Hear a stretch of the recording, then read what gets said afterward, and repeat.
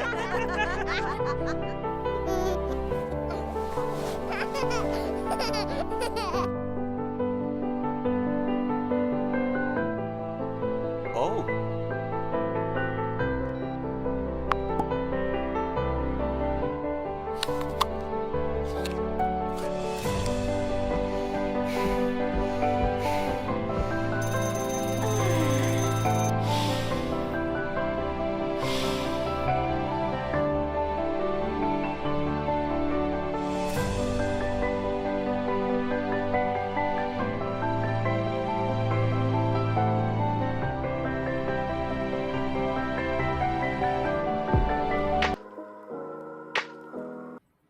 Assalamualaikum. Kumpulan kami akan membentangkan berkenaan dengan tajuk isu kesihatan mental rakyat Malaysia ketika COVID-19.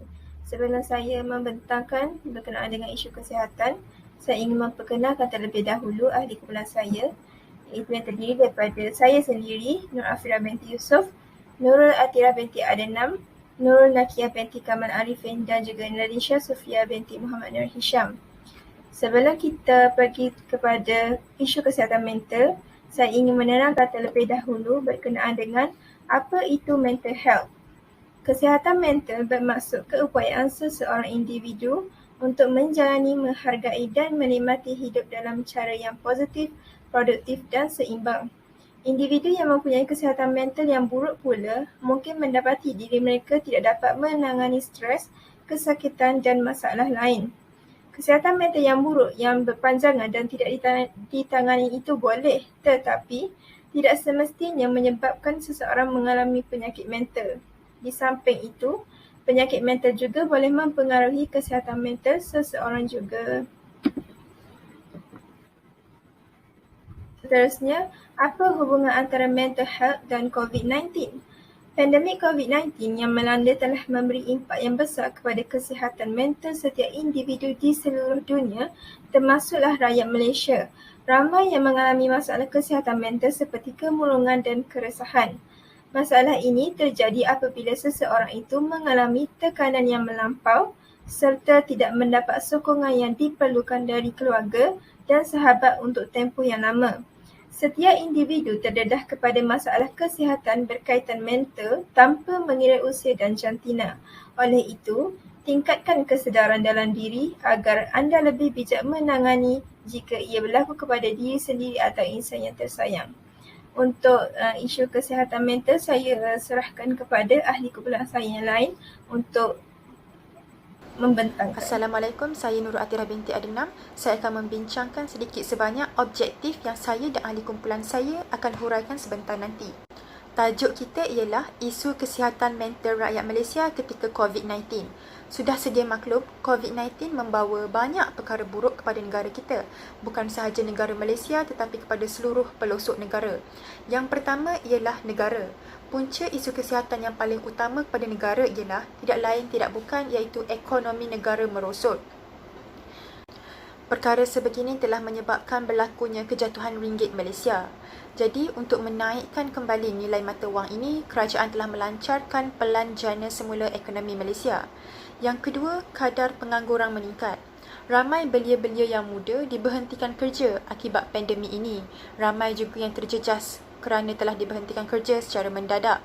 Cadangan penambahbaikan dasar telah dilakukan untuk membantu belia-belia dan orang yang menganggur untuk mencari kerja secara atas talian dengan mudah. Yang terakhir ialah perbalahan di kalangan antara politik kerana perebutan kuasa. Selain itu, isu kesihatan mental kepada pelajar. Punca utama penyebab kesihatan mental kepada pelajar ialah perubahan sistem pembelajaran secara atas talian. Ini berlaku kerana aktiviti persekolahan tidak dapat dijalankan secara bersemuka. Masalah sistem pembelajaran secara atas talian terhadap pelajar berlaku kerana pelajar tidak mempunyai kemudahan seperti komputer dan internet. Ada sesetengah pelajar yang bernasib baik kerana mempunyai kemudahan seperti itu. Ada juga pelajar yang tidak dapat mempunyai kemudahan seperti itu. Yang kedua ialah suasana pembelajaran yang kurang kondusif. Pelajar hendaklah menguruskan masa dengan baik untuk mengelakkan daripada gangguan yang berlaku di rumah. Contohnya, pelajar hendaklah melakukan jadual belajar sendiri ketika berada di rumah. Masalah yang paling utama untuk kesihatan mental pelajar ialah tekanan daripada keluarga. Bukan semua pelajar mempunyai keluarga yang harmoni. Banyak di antaranya mempunyai keluarga yang berpecah belah kerana akibat pandemik ini. Oleh itu, pelajar hendaklah mendapatkan tidur yang mencukupi kerana tidur yang mencukupi sangat penting dalam membantu mental pelajar berada dalam keadaan baik pada keesokan harinya. Akhir sekali, isu kesihatan mental kepada keluarga. Setiap hari, banyak berita yang kita dengar tentang kes pergaduhan antara keluarga semasa COVID-19 ini. Punca utama kepada permasalahan ini ialah kesejahteraan keluarga terjejas. Masalah yang berlaku kepada keluarga jika kesejahteraan keluarga terjejas ialah kemurungan yang teruk. Untuk mengelakkan ini daripada berlaku, kita hendaklah kenali kelebihan dan kekurangan diri kita serta ahli keluarga yang lain. Contohnya, kita hendaklah lebih mengenali ahli keluarga kita dengan mendalam. Kerana di saat pandemik COVID-19 ini, semua ahli keluarga berada di dalam satu rumah dan tidak dapat keluar rumah. Jadi, ia lebih senang untuk kita terus mengenali ahli keluarga kita. Bukan itu sahaja, kita juga hendaklah menjaga perasaan diri sendiri dan ahli keluarga dengan baik. Kes perceraian juga meningkat. Ini berlaku kerana sekatan daerah dan negeri dilakukan. Jadi suami isteri tidak dapat bersua muka selama 2 tahun lebih. Perselisihan faham akan berlaku. Bukan sahaja suami isteri, malah ahli keluarga ramai yang terjejas akibat sekatan ini.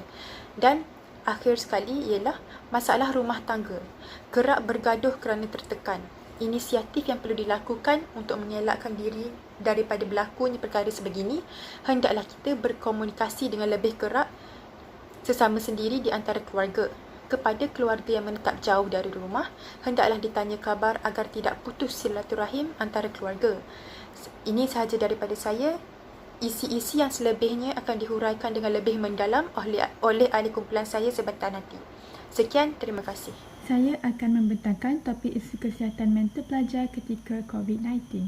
Punca utama isu kesihatan mental pelajar ketika pandemik COVID-19 ialah perubahan sistem pembelajaran secara atas talian. Jadi, bagaimanakah perubahan sistem pembelajaran secara atas talian yang telah memberi kesan terhadap sistem pendidikan di Malaysia ini boleh berlaku?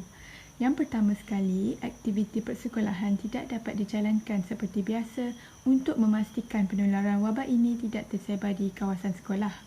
Namun, sesi pembelajaran dan pengajaran PDP perlu diteruskan bagi memastikan murid dapat menghabiskan silibus yang diselaraskan dan dapat menduduki peperiksaan yang penting. Oleh itu, Kementerian Pelajaran Malaysia KPM telah memutuskan untuk meneruskan sesi PDP secara atas talian bagi membolehkan murid belajar dan tidak ketinggalan dalam pelajaran. Ternyata, adaptasi kepada perubahan sistem pembelajaran ini tidak mudah diterima oleh pelajar, ibu bapa dan juga guru. Terdapat beberapa masalah sistem pembelajaran secara atas talian terhadap pelajar. Antaranya, tidak semua pelajar mempunyai kemudahan seperti komputer dan internet yang stabil. Yang kedua, suasana pembelajaran yang kurang kondusif di rumah turut menjadi cabaran untuk pelajar dalam mengikuti pembelajaran atas talian. Jadi perkara ini dapat menyebabkan pelajar berasa sukar untuk fokus ketika PDP dijalankan. Kemudian, perkara ini dapat menjejaskan prestasi pencapaian seorang pelajar. Masalah yang terakhir ialah tekanan daripada keluarga untuk melakukan kerja rumah dan kerja sekolah. Seterusnya, terdapat pelbagai cara untuk mengatasi isu kesihatan mental pelajar ketika pandemik COVID-19. Pertama, pelajar mestilah mendapatkan tidur yang cukup. Tidur yang mencukupi adalah sangat penting agar prestasi dalam diri dalam keadaan yang optimal. Terdapat kajian yang menunjukkan bahawa mereka yang kurang tidur mengalami masalah untuk belajar dan menghafal yang akan membuatkan prestasi anda sebagai pelajar merudum. Jadi, cara yang kedua ialah pelajar perlulah kerap bersenam. Bersenam merupakan salah satu cara yang efektif yang boleh membantu anda untuk mengurangkan stres. Bersenam juga dapat meningkatkan pengeluaran hormon endorfin. Seterusnya, anda akan merasa lega dan tenang. Cara yang seterusnya, pelajar hendaklah menguruskan masa dengan baik. Pelajar mestilah menguruskan masa dengan baik supaya kerja yang perlu dilakukan boleh disiapkan dalam masa yang ditetapkan. Untuk menguruskan masa dengan baik, pelajar perlulah mempunyai jadual yang telah dirancang mengikut keutamaan. Cara yang terakhir ialah pelajar haruslah berkongsi masalah dengan keluarga. Pelajar perlu menjelaskan apa yang dirasakan ketika menghadapi pembelajaran secara atas talian supaya mereka lebih faham situasi anda di rumah. Pembentangan yang seterusnya saya serahkan kepada Nakiah. Assalamualaikum warahmatullahi wabarakatuh. Nama saya Nakiah binti Kamal Arifin dan saya akan ulas tentang isu kesihatan mental kepada keluarga ketika COVID-19. Punca isu kesihatan mental pada keluarga ketika pandemik COVID-19 adalah apabila kesejahteraan keluarga terjejas.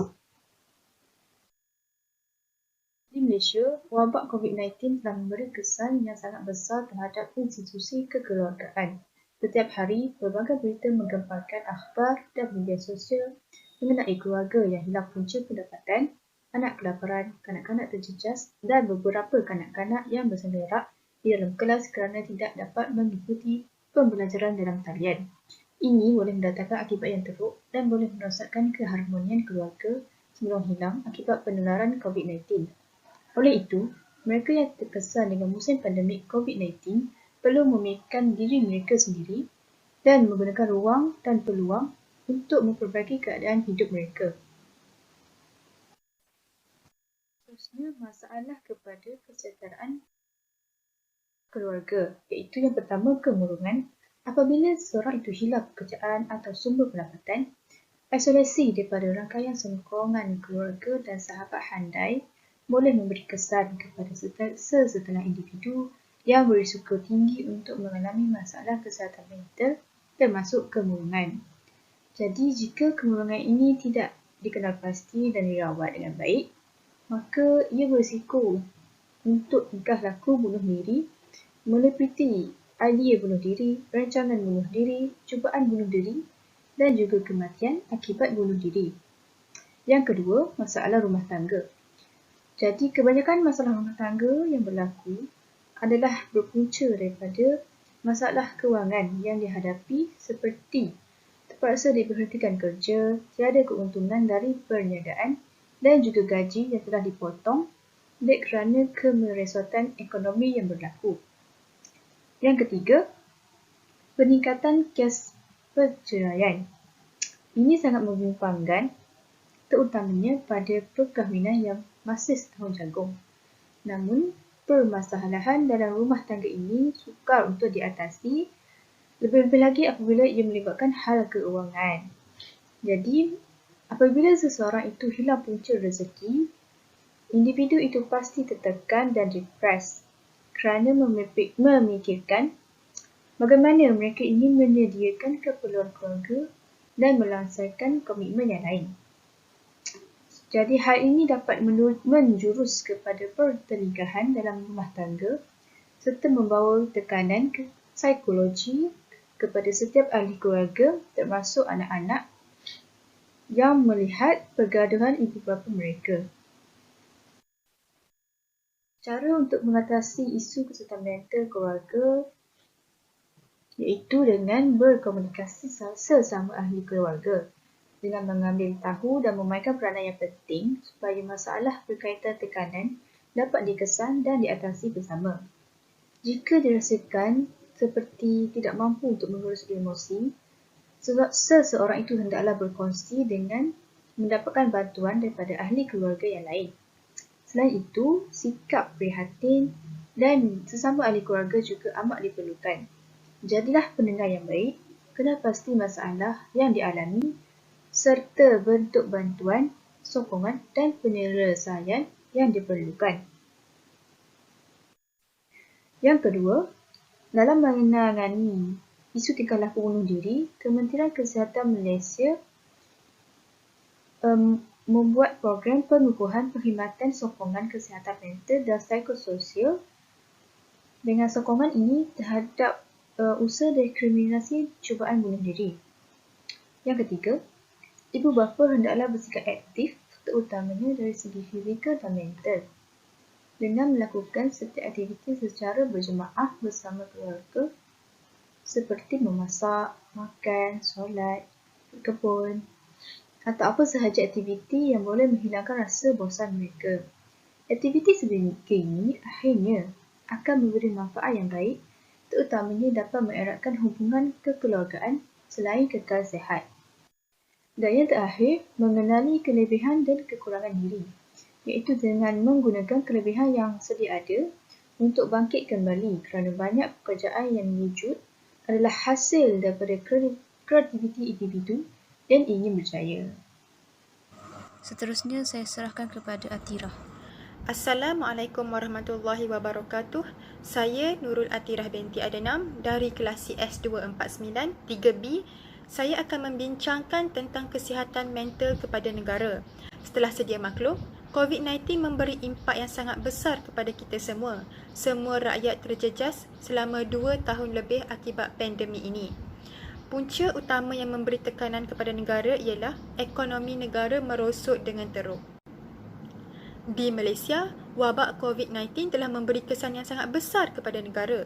Dengan pelaksanaan PKP, iaitu Perintah Kawalan Pergerakan, banyak sektor telah dihadkan. Contohnya, pergerakan antara negeri dan daerah, sektor pelancongan, sektor pembinaan dan juga sektor perniagaan. Keadaan ini telah menunjukkan sektor perniagaan merudum dengan teruk kerana tiada permintaan daripada pembeli. Malaysia selaku destinasi utama pelancong juga telah menyebabkan sektor pelancongan mengalami penurunan yang mendadak. Hal ini menyebabkan ekonomi negara Malaysia merosot termasuk penurunan nilai ringgit Malaysia.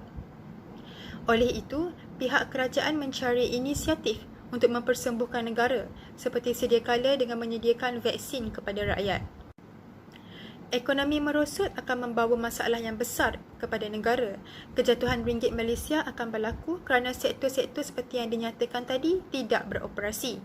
Kadar pengangguran juga akan meningkat dengan mendadak kerana sektor pekerjaan juga terjejas.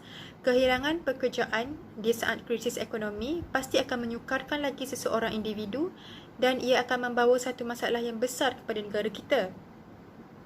Dan akhir sekali, akan ada perbalahan ahli politik sesama mereka kerana perebutan kuasa. Cara untuk mengatasi masalah ini ialah kerajaan hendaklah memberikan peruntukan yang secukupnya kepada NGO untuk melakukan aktiviti-aktiviti yang berkaitan dengan pandemik di atas talian secara percuma untuk mengurangkan tekanan rakyat. Selain itu, kerajaan juga memberikan bantuan seperti Pelan Jana Semula Ekonomi Negara. Skim-skim ini dapat membantu golongan belia untuk membangunkan keupayaan diri. Cadangan penambahbaikan dasar seperti sistem sokongan mencari kerja yang bersepadu perlu diwujudkan secara atas talian. Contohnya, portal bersepadu pencari kerja. Cara untuk mengatasi masalah yang terakhir dengan mempromosikan barangan buatan Malaysia dan menyarankan rakyat Malaysia untuk bercuti di dalam negara Malaysia sahaja selepas tamat pandemik. Ini akan membantu menaikkan kembali ekonomi negara. Sekian, itu saja daripada saya. Terima kasih. Sebagai kesimpulan daripada pembentangan kami, hakikatnya perubahan mendadak ketika COVID-19 telah menguji dan mengganggu kesihatan mental rakyat Malaysia, khususnya golongan pelajar, keluarga dan negara. Dengan tekanan yang dihadapi, seseorang itu mungkin akan berfikir bahawa keadaan pandemik ini akan berlarutan dan memberi kesan terhadap kewangan, proses pembelajaran, ekonomi, perhubungan sosial dan masa depan secara umumnya. Manakala bagi individu yang mempunyai tahap kesihatan yang memuaskan, mereka akan berfikir bahawa keadaan ini hanya sementara dan mereka mula berfikir jalan alternatif untuk mencari punca pendapatan, menjadi lebih kreatif dan berfikir luar kotak bagi menyelesaikan masalah yang dihadapi. Oleh itu, beberapa langkah perlu dipraktikkan bagi mengawal keadaan mental sepanjang pandemik ini berlaku. Daya tindak yang perlu dilakukan merangkumi perubahan dalam gaya hidup, corak pemikiran yang resilient dan minda positif bagi melahirkan emosi yang stabil dan terkawal. Itu sahaja pembentangan daripada kami bagi tajuk isu kesihatan mental rakyat Malaysia ketika COVID-19. Sekian, terima kasih.